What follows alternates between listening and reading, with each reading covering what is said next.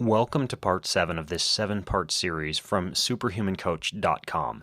My name is Ben Greenfield, and I'm the head coach at superhumancoach.com, where we teach coaches how to help you more quickly, safely, and effectively reach your goals and become superhuman. Now, don't despair that this is part 7 of a 7-part series. We'll continue to give you updates as we find more cutting-edge resources for you to rely on in your quest to achieve your goals and get as much out of your body and your mind as possible.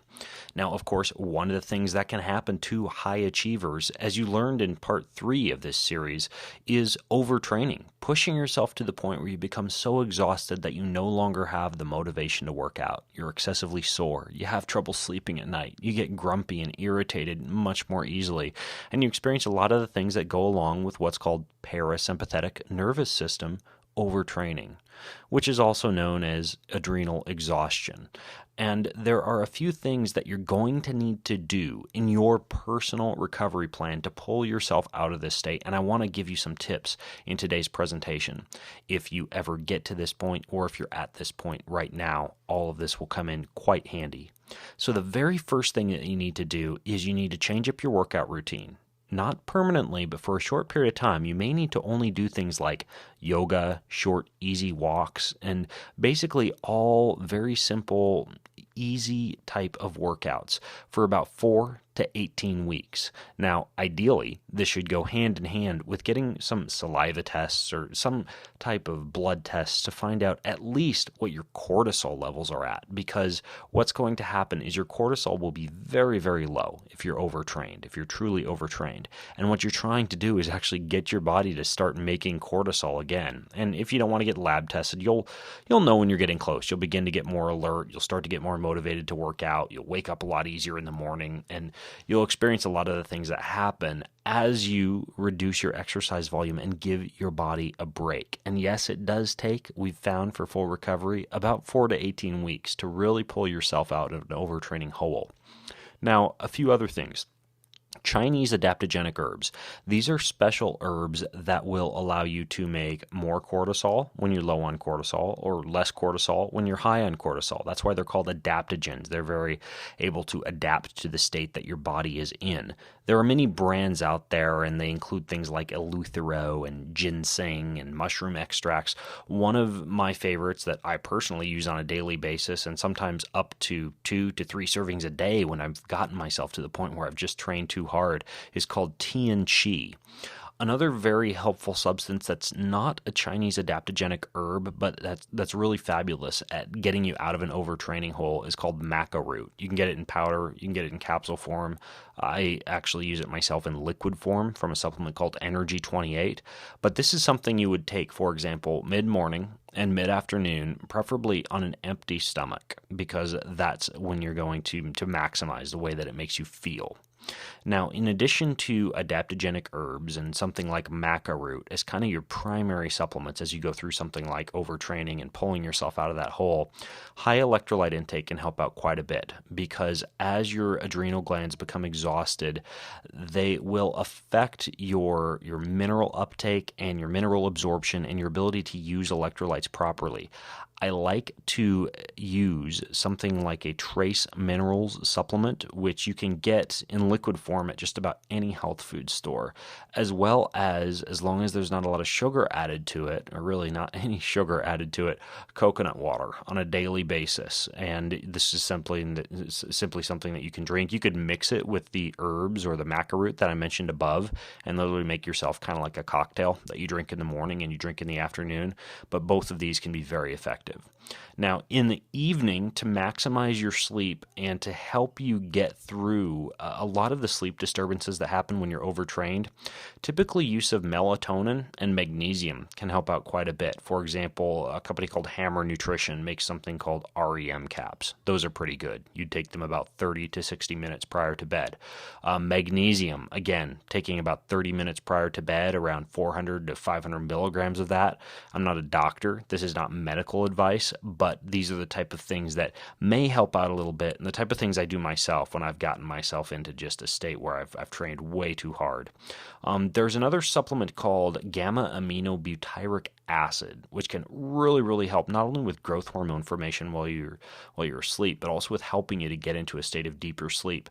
There's a company called Millennium Sports that makes one called Somnidran GH, and that's another one that you can use pre-sleep. I know this sounds like a bunch of drugs and supplements and pill popping, but if you've literally unnaturally brought your body into a state that it's not supposed to be in, sometimes just natural intake of food and vegetables or basic good nutrition isn't enough, and you need help from some of these supplements. Consider it better living through science, and none of these things have deleterious side effects or are harmful. So that's another nice thing, is you're not looking at a lot of the same side effects as you get with something like prescription drugs. You learned a little bit in the sleep, the sleep video that you got in part 6 of this series about how sleep affects you. But a few of the things you're going to want to do, especially if you're overtrained, is make sure that you sleep in total darkness, even if that means you wear like a blinder or a beauty mask as you sleep.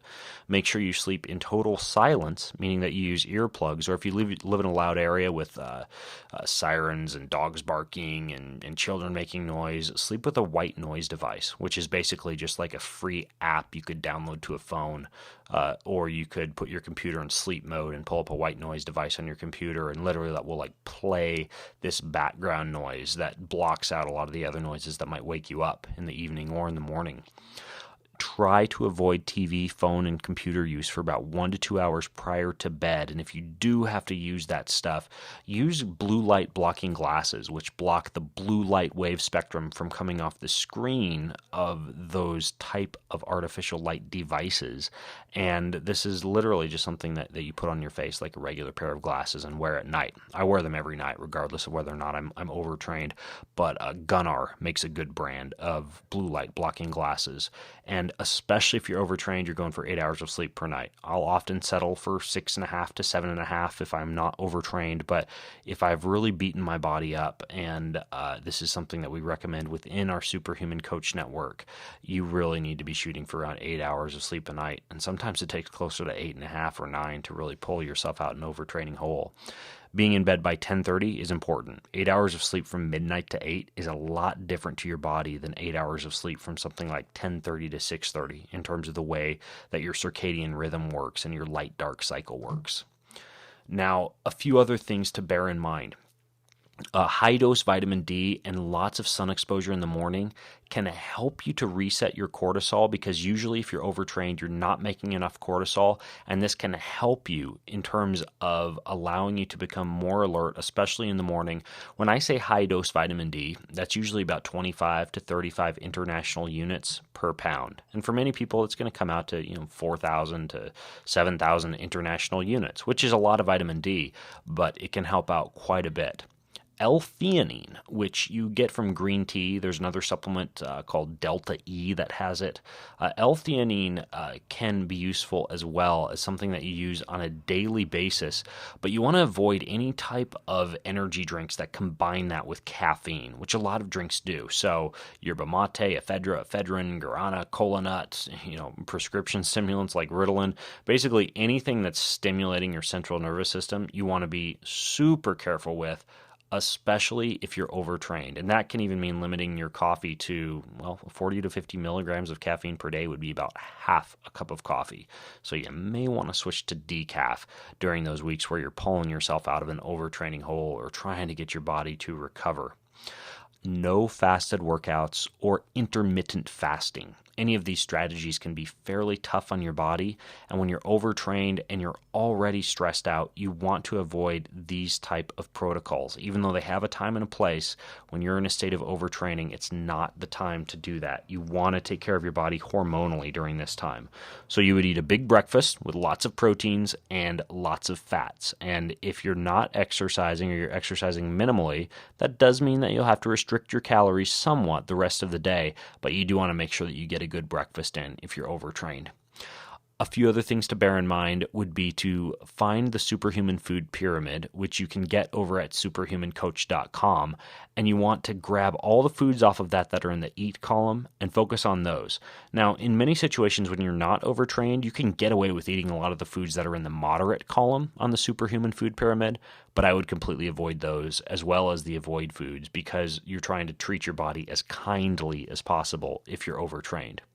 Now, overtraining is itself a hormonal issue, and what you just saw is just a fraction of what we teach our coaches within the Superhuman Coach Network in terms of how to take care of the body hormonally. We call it our sex module, but really it reaches far beyond just libido and sexual performance, which we do talk about in that module, and goes into things like cortisol, testosterone, thyroid, and a lot of the other issues that folks who are high achievers and trying to get to their goals as fast as they can often struggle with or are held back by. So if you want to work with a coach who has been exposed to that type of knowledge and learned the kind of things that are going to help you get yourself turned around or achieve your goals as best as you can and allow you to become superhuman, go to superhumancoach.com. Find that image that allows you to click and request a coach, and we'll hook you up with someone in your area or someone online if you prefer, and get you to the state where you have somebody feeding you the knowledge, the strategies, the plans, the tips, and the tricks to allow you to become superhuman. You can also simply hit reply to the email that you got this video in, and we'll take it from there. Just tell us what you need, and we'll hook you up with what you need. So superhumancoach.com is where you'd want to go. Now, I want to thank you for watching all 7 of these 7 modules, and also encourage you to stay tuned to even more cutting-edge resources from superhumancoach.com. I'm Ben Greenfield, wishing you a fantastic day and best of luck in your efforts and your quest to become superhuman.